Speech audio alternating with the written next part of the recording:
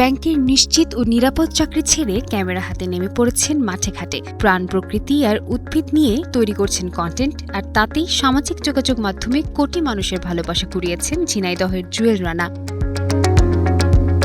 নেই কোনো ভারী সরঞ্জাম কিংবা ব্যয়বহুল সেটআপ, মাত্র 2 জন সহকারী আর একটি ডিএসএলআর ক্যামেরা নিয়েই তিনি ছুটে বেড়ান ঝিনাইদহ সহ আশপাশের বিভিন্ন এলাকায়। কন্টেন্টের পরিকল্পনা থেকে উপস্থাপনা সবকিছুই সামলান নিজেই। মাঠ প্রান্তর, বিলঝিল কিংবা গ্রামের প্রকৃতিকে তুলে ধরেন নিজের কন্টেন্টে।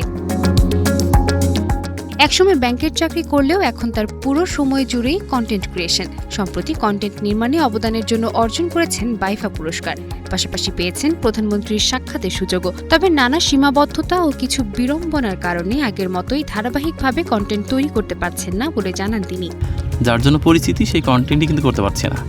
তার মানে ব্যাপারটা হচ্ছে এরকম যে আসলে এই যে অতি পরিচিতি, ভাইরাল শব্দ বলবো না, কারণ ভাইরাল শব্দ আমার কাছে সবসময় নেগেটিভ অর্থ প্রকাশ করে। এই পরিচিতিটা কোথাও না একটু কাল হয়ে গেছে। নিষ্ঠা, ধৈর্য এবং ভিন্নধর্মী উপস্থাপনার মাধ্যমে দর্শকের হৃদয়ে জায়গা করে নিয়েছেন জুয়েল রানা। তার স্বপ্ন প্রকৃতির গল্প আরও বেশি মানুষের কাছে পৌঁছে দেয়া। আসলে কন্টেন্ট ক্রিয়েশনটাকে আমি একটা আর্টের পর্যায়ে নিয়ে যেতে চাই। এটি আমার স্বপ্ন, চিন্তা এবং কল্পনা। আমার কাছে মনে হয় যে এক ফোঁটা শিশিরের ঝরে পড়ার শব্দ আমি দর্শককে শোনাতে চাই।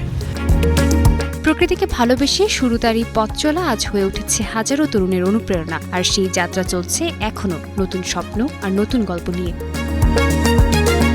Sadia Tasnim, star news.